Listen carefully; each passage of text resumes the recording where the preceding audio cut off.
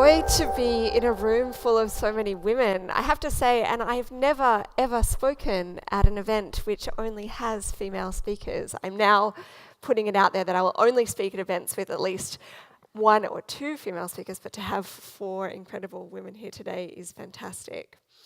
Now, I get asked sometimes about, why did you start Pollinator Energy and what is it that you do? And I am going to touch on that a little bit. But I wanted to actually talk about another incredible woman, a woman who I think is more incredible than probably any other woman I've ever met. And her name was Lalita. And I met Lalita about 5 years ago when I was doing some work for the London School of Economics, looking at the provision of access to energy products, solar lights in slums. And I would love to have brought Lalita with me here today, because it's women like Lalita and the billions of women like her across the world that I think get forgotten every International Women's Day. And they are really the women who are building the world. So when I met Lalita, she was 14, and she worked in a construction site. Her day involved waking up every morning at about 4 a.m. and she'd light her open chula and her kerosene lantern to cook for a few hours for her family. She would then go to a construction site and haul concrete and bricks on a bowl on her head from 8 a.m. till about 6 p.m. She was literally building, the next metropolises of the future. You talk about changing the world. She's literally changing the world. And yet she had no rights. They often call people like Lalita invisible city makers in India because she has no rights, no passport, no identification. So she would just get paid her daily wage, which was half of what the men were getting paid who were also hauling bricks on their heads, which was about $2 a day. And she would come home and she'd cook again and wait until nightfall when she could defecate again, because she could only defecate before dawn and after dusk when it was dark, because she would defecate in the open. Cook for 2 or 3 hours in her tiny tent, which is not much bigger than the size of your dining room table. In fact, I have a picture of her. So this was the village that she lived in next to the construction site. So her home was just a tarpaulin sheet that covered a few bamboo rods. We also found out, this is atrocious. See this material here, it looks like corrugated iron.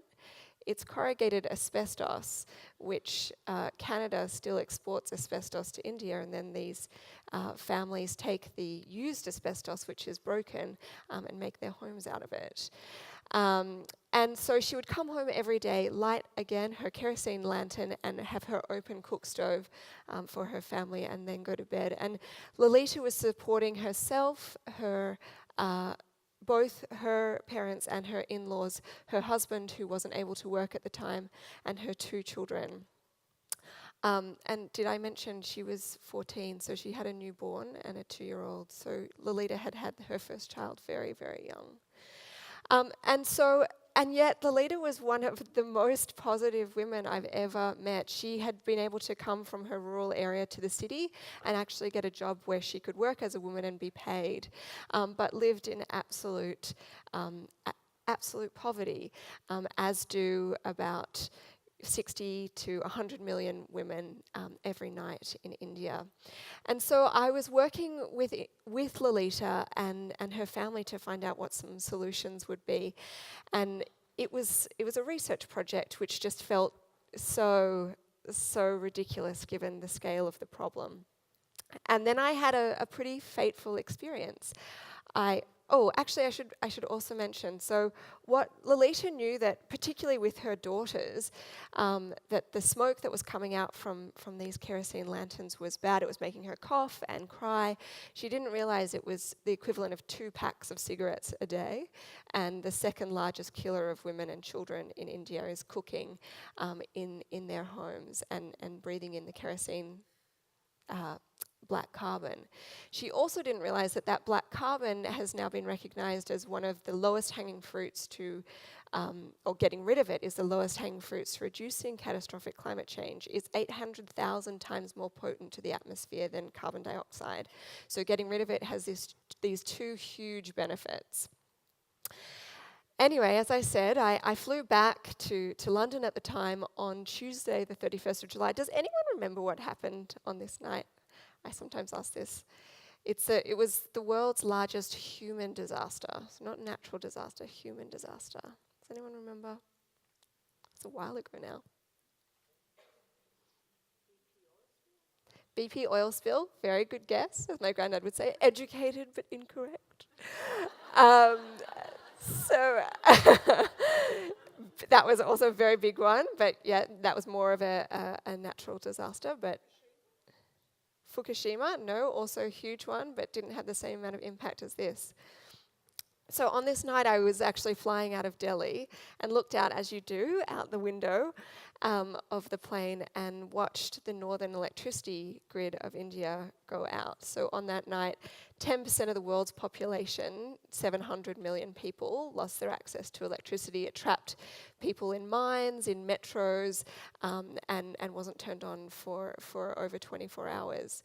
And what was incredible to me was I arrived in London and it was the front page of every paper, but not a single paper mentioned the fact that not just that night, but every single night in India, 300 to 400 million people live without access to electricity in houses just like Lalita.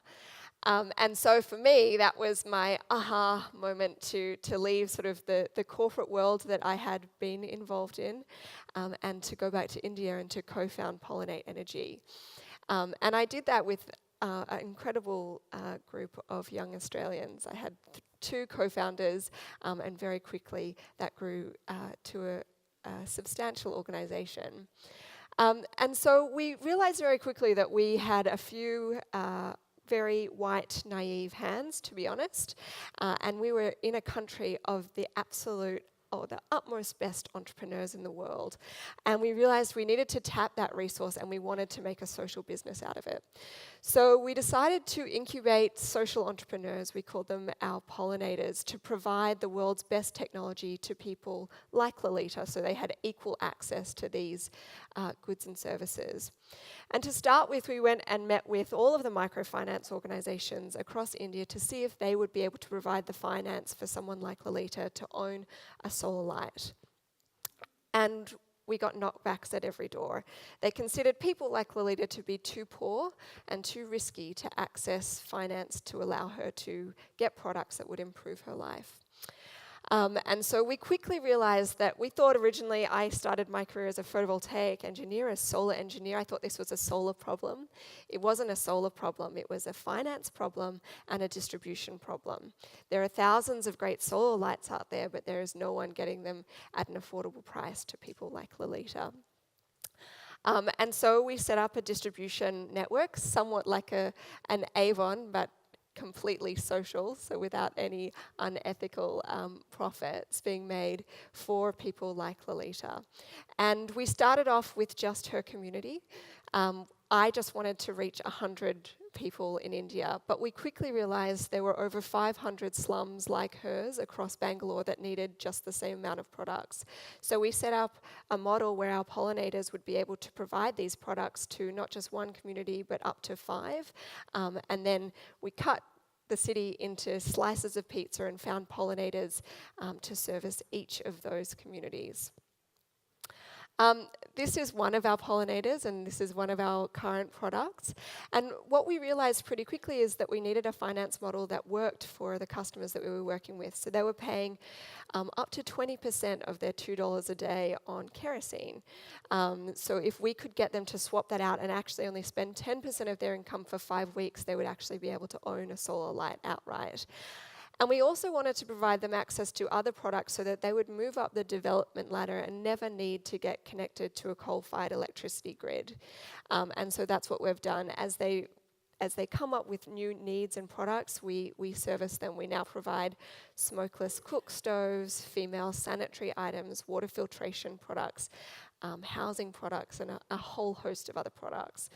And the way we've been able to do it is through our fellowship programs. So we bring over the best and brightest young Australians, many from Macquarie, and many from around the world now. We've had over 500 students come and work with us, and young professionals, and they help us develop new products, move into new cities, to the point that we're now the largest provider of solar products and well-being enhancing products across Indian slums. So these are a little bit about our statistics. We work out of 5 main cities, and then we have hubs from there. And we have pollinators that are native to the communities that we work in. They speak the local language, they've grown up in the communities, and they really understand the needs of the people that we are working with. And this is a photo I took of one of the gorgeous young boys in the communities, and as you can see, what's particularly tragic is often these slums are right next to the very, very big tech parks. I remember going to speak to ANZ in Bangalore, where one of their outsourced calling centres is, and just being able to take them to the window and say, these are the people that we're talking about right here. And so I wanted to talk today, because I had a room of brilliant women, a little bit about a couple of the things that I've learnt on the journey. And I'll say there are the 3 S's. The first one, and this is something that I used to always get asked if we were ever at a conference, particularly if there were Americans, and I love Americans, my stepfather's American, but they'd always say, "What's your special sauce?" And I was like, oh God, so awkward. And for us, look, we have heaps of amazing technology, but honestly, our special sauce, and it's not very sexy, was our sweat. It took me over 20 trips to communities for whole days, working with women like Lalita to get one of them to trust us, to take one of our loans, to take a solar light. It was about being there every day, 7 days a week, because Sundays is the day where you want to be in the communities, and in India you work Monday through Saturday. So 7 days a week, showing up and sweating it out with your customers, every single day being with your customers. And as an organization grows, and we grow to 20, 50, 100 across lots of cities, it's very easy to get caught up in management, but it was my mission every day that I had to go out and be in a new slum community that I hadn't been to before, talking to the customers, making sure we were actually servicing their needs. The second S is for STEM. And I know it's like really a hot topic in Australia at the moment that women need to be in STEM. But it was really interesting for us. When we launched our first program for our micro-entrepreneurs, to sell a solar light in India, we had to fill in 20 forms. And so it was becoming a complete impossibility for us to scale our organization. And we got a grant from USAID to put all of our processes into a mobile phone app, so all of our pollinators could run their businesses in real time from their phone. We could see where they were, we could get product to them immediately. And it was the same year that Uber launched in India, which was interesting because it had the same effect on our growth as theirs. And what is really brilliant, and I say this to my nieces and nephews all the time, is, I think people get a bit worried about screen time, as do I with young people, but I really believe that young people and their ability to navigate phone applications and some of the tech that's coming through at the moment is going to unlock our ability to solve some of these really big, big problems. So I never get angry at them when they're, playing all those games and not listening to our nightly stories, which I'm going to come back to, because I think that is one of the keys that's going to unlock some of these big problems. And the last S is around personal sustainability. Something I've noticed since I've been back in Australia is like being busy is like really cool. Like whenever you ask anyone, how are you? They're like, oh, I'm so busy. And it is cool and it's great to be busy. But for me, and I think for most women, we are way too busy. And when I was running Pollinate full-time, I was also writing my PhD, and I would wake up at 4 o'clock till 7 a.m. and do my PhD, then do a long, long day, and then work till very late in the evenings, and as I said, we would work 7 days. So it was a very hectic time. And in one of the slum communities we were in, I would often be there at dawn and dusk when you turn on a solar light. I got bitten by a mosquito. Interestingly, I got bitten by a mosquito in Bangalore where mosquitoes didn't used to go because it's a high plain, but because of climate change and the change in temperature there, mosquitoes now do go, and those mosquitoes have dengue fever. So I was very unwell. I'd never taken more than 3 days off in my life, and I ended up in hospital and had to take a whole year off and in a rehabilitation centre. And the doctors said to me, if you had had a little bit more energy in your tank and hadn't been so busy, your recovery would have been so much quicker. But because we're all so busy, you can't bounce back as quickly as you thought. So take a little bit of advice from me and be a bit gentle on yourselves, because what happens if you stop, everything stops. Luckily, not everything stopped because we had a really fantastic team by that stage, but be gentle on yourselves.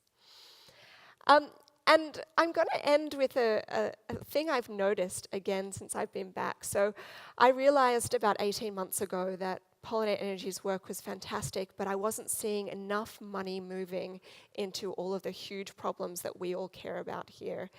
In my mind, for climate change, we have about 8 years, which is about 2 investment cycles in which to move, I think, hundreds of billions of dollars into this space if we're actually going to have a chance at reforming the energy system.